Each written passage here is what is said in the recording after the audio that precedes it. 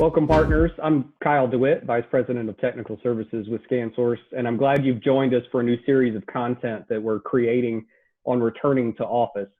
As our industries begin this transition to what we've been calling the next normal, our customers are looking for us to help them navigate the technology challenges associated with getting back into the office.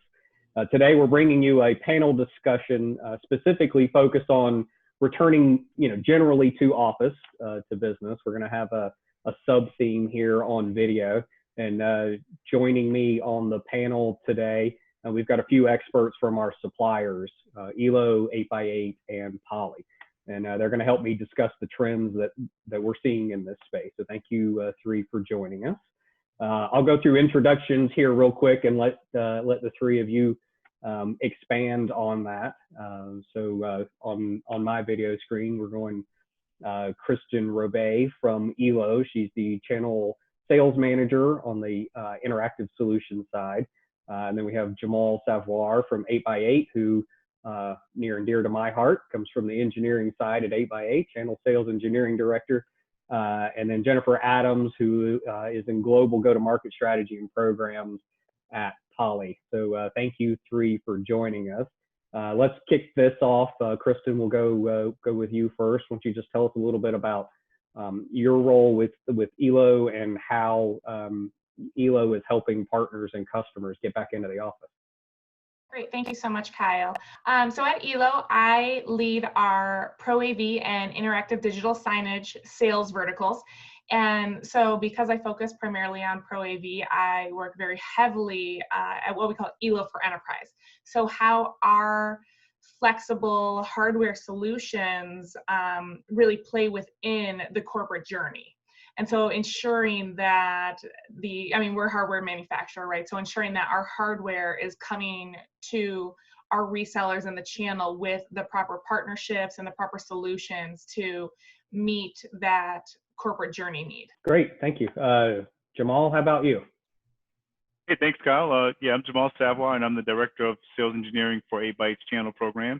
And we're happy to be working with ScanSource and what we call Cloud Fuel, which is bringing our 8x8 unified communications, contact center as a service, and CPaaS to the VAR community. So we have a wide range of solutions around what's traditionally called Cloud PBX or Cloud Phone, but also some really neat applications around video collaboration, team collaboration through chat and other channels like that, as well as an omni-channel contact center that brings all that together in a customer experience focused delivery model, so you can really reach out to customers, meet them where they are, and capture more business. So strong play for all of the VARs around UCaaS, CCaaS, and CPaaS.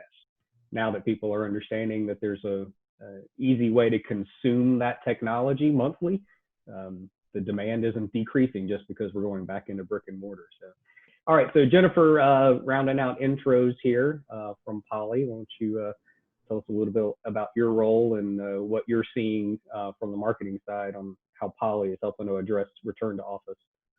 Sure. So my primary focus is I work with our executives in the sales organization to identify opportunities to best align with our customers and partners. So that includes working to make sure that our distribution and reseller partners are seeing a lot of the same opportunities and trends that we're seeing and what we can do about it. You're right. The return to office is something that a lot of our customers are asking about. For me personally, in addition to the work that I do with our sales organization, I've spent about 7 years studying research around end user work styles and how technology and communication evolution is impacting the way that people are working. I think what's happening right now in the world is a very interesting study on how user work styles are evolving. I think the stages in which people are coming back into the office is going to be a really interesting opportunity for our channel and our own salespeople to really consult with customers. And I think that there are a lot of opportunities to attach to what's happening with our customers to show understanding and also be able to really be a partner in their return to office journey. And it's going to be, I think, very different for a lot of different companies, depending on the vertical that they're in, depending on the type of work that they're focused on. Yeah, I think there's 2 points in there I definitely want to pull out as part of our intro here before we get into questions is, our audience here is our partners, our mutual customers, and they're looking to us to be trusted advisors and help them understand what's happening, not just in their specific space, but kind of across the board. And the other thing that has been a theme through this series is making sure that our partners take an approach that's timely selling and not opportunistic selling. Somebody used the phrase snake oil in one of our previous sessions, but we're not trying to take advantage of our customers' immediate demand for technology, but instead combining those two things: advisory, looking at us as advisors, but also making the right sale and the right investment. So Jamal, I'm going to come back to you. It's first on my list of questions, so I'm not showing favoritism here, I promise. But let's break the ice here on what you're finding the biggest challenges are with getting back into the office. I think the number one challenge is just the whole uncertainty of everything. That was what I would see as the number one challenge. There are obviously challenges around, work hours and work locations, and I heard Jennifer talk about work styles, but what it really comes down to is the fact that when you used to talk to businesses about their communication strategy, some of them were very happy with what they had on-prem, and they were thinking, maybe I should put this in the cloud.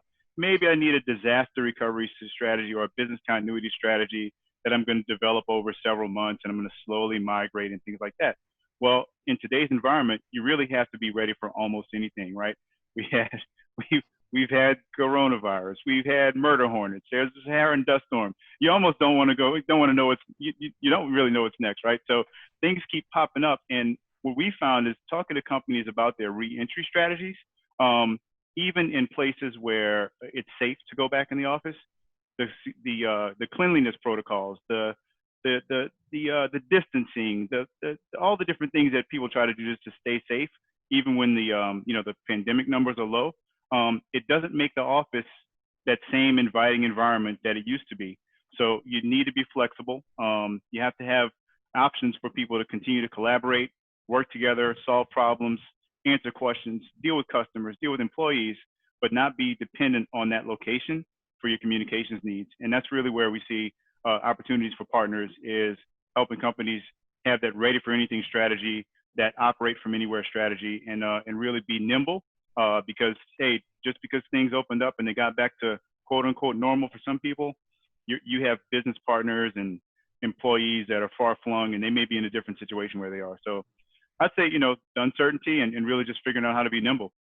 Yeah, I think we were a proof point in March and April, we being ScanSource and my team. We, like many others, forced to go home and work from home very quickly, and very quickly showed we could be as productive as we were in the office, which helped slow the need to get back in there. I mean, yes, there are some things we can't do. We've got somebody representing channel sales here. It's hard to do channel sales when you can't get into the channel. But that's why we're talking to you today. We want to talk about how to best handle some of this, the collaboration with our partners and partners to their customers. But yeah, we're Jamal, we're in a very similar situation where we're trying to be ready for anything, but we have afforded ourselves the luxury of being able to take it slow and do the right things when we get back into the office, and it's not a rush to get back because we're suddenly unproductive, for instance. And I think, I'm sorry, but I think that's a key thing to bring up, is that we are going to transition slowly, and we're going to be a work from home, and then a hybrid of work from home and work in the office, and then a hybrid of working with your vendors and your customers, because there's less travel, but more people will be coming into the office. So just being nimble, to Jamal's point, and then understanding how everybody is going to business and doing business differently every day. It's changing daily. I think just to add to that as well, I think when we look at, general themes that we're seeing from our customers is there's kind of 3 stages that I think that, that we've seen kind of in the past with big change. And I think this will be similar is, there's kind of the respond phase, which is, okay, we have to do something different. It's a forcing function outside of our control to be able to say, hey, we had to shift, a lot of roles that maybe weren't historically work from home to work from home. How do we manage distractions? How do we make sure that people stay productive? And now I think we're getting into a phase that's more around kind of that phased return that we're talking about is more kind of the redesign phase, which is, okay, we're out of the respond phase. We need to kind of understand what do we need to do in the short term to make sure that, people are, if we're phasing that return to office, who comes in, when do they come in, how can those spaces best be designed for both safety and productivity? And then I think at some point we'll need to get to this reinvent phase, which will be, what does the next normal mean for how we plan, budget, spend, productivity into the long term? And I don't think we're quite there yet. I think we're still somewhere in between respond and redesign in being able to get back in there. But I think it's the right time to be engaging with customers in this conversation, because no one has all of the answers, but they are looking for partnership in finding, recommendations and what they should be thinking about that may not be top of mind for them right now. Yeah, and just to create some continuity in this series and to plug one of our other videos, we just did a return to office that's focused on education, and they're way further down this process of having to decide when to invest budget dollars. Locally, schools are supposed to start here in the next couple of weeks, and they're still working on plans. So yeah, you're spot on. I think the rest of the general office industry, if it is such an industry, we've got a little bit more runway for sure, as we talked about. Jennifer, we'll stay with you. So we've had a long, history relationship with Poly and a very productive video business practice with you guys. And so video collaboration and the need is not new. It's been accelerated, obviously, because of current events. But what kind of trends are you seeing that are taking that need and translating it into how we go back into the office? Well, I think, yes, you're right. Poly has been in that, video collaboration space for some time, with bringing together the Plantronics side, voice and video is, being able to play across all the spectrums of all the different locations people work. It's been really interesting to see that in this first phase of everything changing in the last 6 months, personal video has really boomed. I mean, where people are, they're firing up their, the webcams in their PCs or whatever they happen to grab before they left the office. And I think a lot of people are trying their best to really collaborate and connect in. I think the adoption of video in the last 6 months has been staggering, down to individual work styles that, we never would have expected to use video because of either discomfort with, those types of technologies, or it's, the company culture isn't really there. All of those things have changed. I think people are realizing that they need that connection. They need it not only for their work, but, so many companies are also using video collaboration for that informal connection point, that water cooler that we don't have anymore. And so people are actually utilizing their video technology for just the personal connection as well, which I think is, an interesting trend. What we have seen in adoption is, when we look at across the vendor landscapes, video meetings, doubling in frequency or tripling in frequency in some cases. And so, we're starting to see that tipping point has been realized for video adoption. But I think now the question is, what does that mean as we go forward? As people start coming back into the office, what does in-office video become? There were a lot of trends that we were looking at prior to COVID. We look at the trend toward open offices. We look at the growth of huddle spaces. We look at, video becoming more informal and not as formalized in a lot of ways. And so I think that some of these trends are not necessarily going to go away, but they're going to pivot a little bit. We are starting to see some of our customers having conversations about how do they best utilize their office space if you don't have everybody coming back in into that space, how can you repurpose these spaces to be more what you need them to be? So drop-in spaces, subdividing conference rooms to become smaller subsets of conference rooms. A lot of companies are actually going to be spending more when it comes to video, not less. And that's inclusive of what's happening in the office. Yeah, I think the adoption of video over the past few years has been driven by consumers, right? Especially the millennial workforce who are used to communicating with their peers, and everything being video. I mean, you can put tongue in cheek and talk about TikTok and Snapchat and all the things, Yeah. right? No one communicates without some kind of visual with the person that they're either communicating with or of themselves. And so that workforce is coming into the office and demanding a similar experience, has been for years. FaceTime was driving this.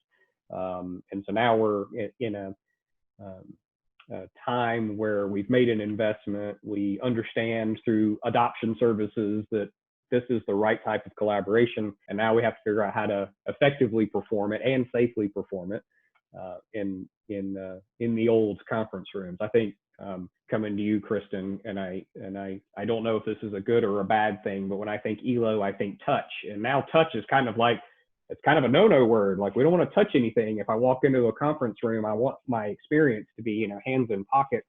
How do I start my call? How do I do, et cetera? You want to talk a little bit about how you're helping those partners make this transition? It's a really confusing time, and for someone in the touchscreen manufacturing business, there's that hesitation. But what we're finding is that, not only because of what we're learning about this particular illness and the fact that it's not as easily transmitted via objects, it's more, human to human, therefore video conferencing is even more important, but also that engagement with a piece of technology that can be cleaned.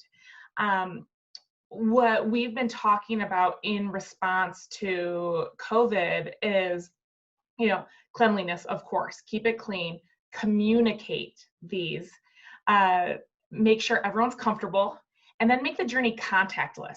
So we say contactless, but not touchless. So eliminate as much as that human to human interaction as possible, but not your engagement with each other like we're doing today, making video conferencing and telecommunication even more important. But you also need to utilize some of our resources for digital signage. So as we are talking about coming into the office, telling everybody what the cleanliness protocols are, even saying on the screen that, Kyle used this conference room last, but he has checked that this has been wiped down and the surface is clean. Or if there is a task force that is coming in to clean every few hours, they are marking it as a safe space or a clean area.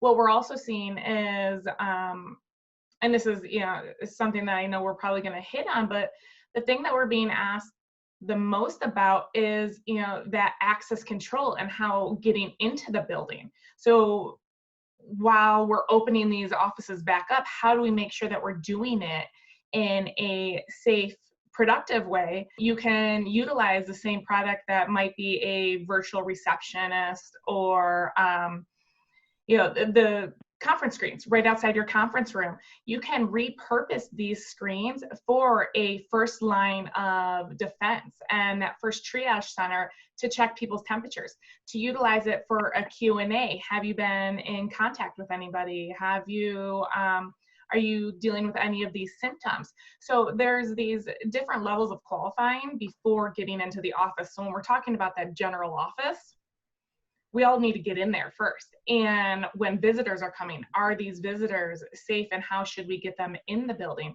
Communicating the steps, making sure that everyone's safe, and cleaning. And ELO has published all sorts of documentation on how best to clean your devices. There's also a lot of cleaning services out there. I'm glad you differentiated between contactless and touchless too.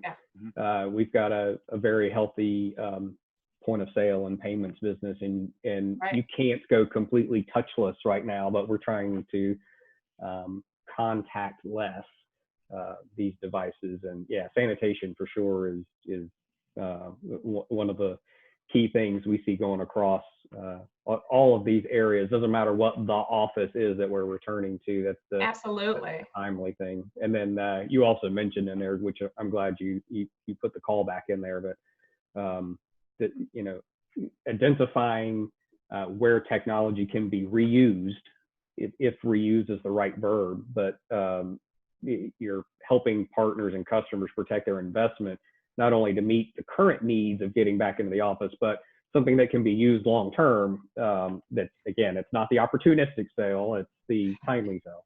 Absolutely, and that's where we as your manufacturer partners and ISV partners come into play, because we can help consult and get on calls with our reseller and the channel partners with the end users and go through that kind of question. Yeah. Okay, so Jamal, let's start. We'll combine a couple of topics here as we wrap up, but KRISTIN's already broken spades here. So we're talking about like what advice we give our partners and all the other technologies that people are coming to you in engineering and asking about. So let's cover both. I mean, what are you hearing the most about? And in that same context, what would you say that is the best advice you can give to our resellers when these types of questions are coming up from their customers? Yeah, I was actually sitting here thinking wanted to call back to something Jennifer mentioned about, you know, the personal video experience, and just thinking about all of our partners and all of us as vendors at trade shows. We used to give away those little things that would hide your camera, right? Nobody does that anymore. It's really more that personal video experience is everything from, you know, when it first started, it was those video happy hours, right? And you're going to video call grandma because you can't go see her. But in a real business engagement collaboration space, video is incredibly important. And having a solution that ties all those different communication elements together, it really generates some real benefits for the business. One of the other things I talk about is, you know, the adjacent things to video, or things like, you know, transcription and video recording, and then be able to share that content with an internal team or with a customer, and look at how you collaborated, what problem you solved, et cetera. But then there's a lot of neat analytics around those things as well, like who joined the meeting, how long the meeting lasted, and really starting to gather quality statistics, so you can know who's maybe had an experience that they didn't prefer because maybe it was their bandwidth issue or things like that. So there's lots of different opportunities to look at how video is being used, the interaction between people that are using personal video, and maybe some people are working in the office and they're in an in-room type video system, and how can you connect those things together and provide a real ecosystem that lets people interact and collaborate and continue to work from wherever they are. So that was just a really interesting conversation about the video. We're partners with Poly as well, seen some great things with their hardware devices. Obviously, they probably moved a lot of these headsets over the last few months. Those continue to be important, because nobody wants to hear whatever's going on in the background, you know, depending on where you're working from. So just lots of different neat things about devices, video collaboration, and that whole ecosystem of connecting things together. So that was just one of my little recap items when I was thinking about video.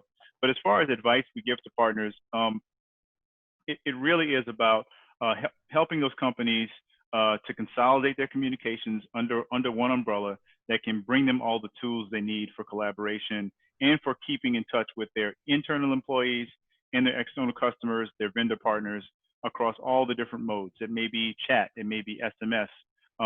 We have some companies that are now coming to us looking for some communications platform applications where they want to embed SMS or chat capabilities in applications they're building to reach customers. So there's just a wide range of solutions. Really advise our partners to you know, do the thing they do so well, and that's consult, listen, find out what those customers' business needs are, and build a solution around a comprehensive set of tools that really allow them to take it to the next level and be nimble in this workspace.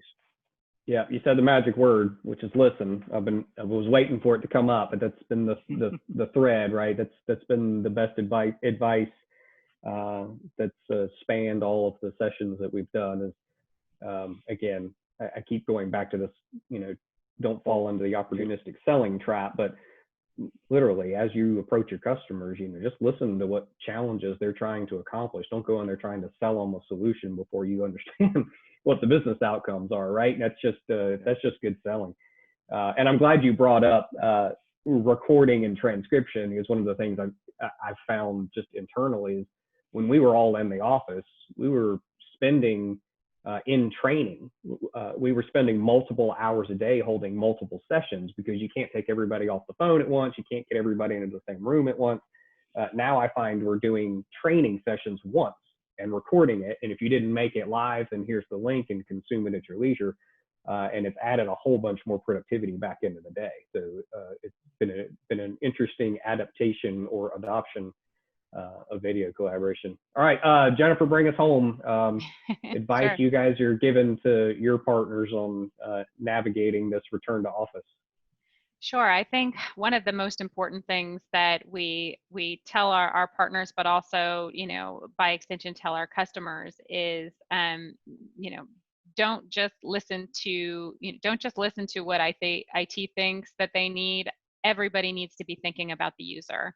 We kind of have a very user-focused philosophy, because not only are many of the devices that we are, manufacturing and supporting personal worn devices or personally used devices, we're very close to, to how people are, consuming the technology.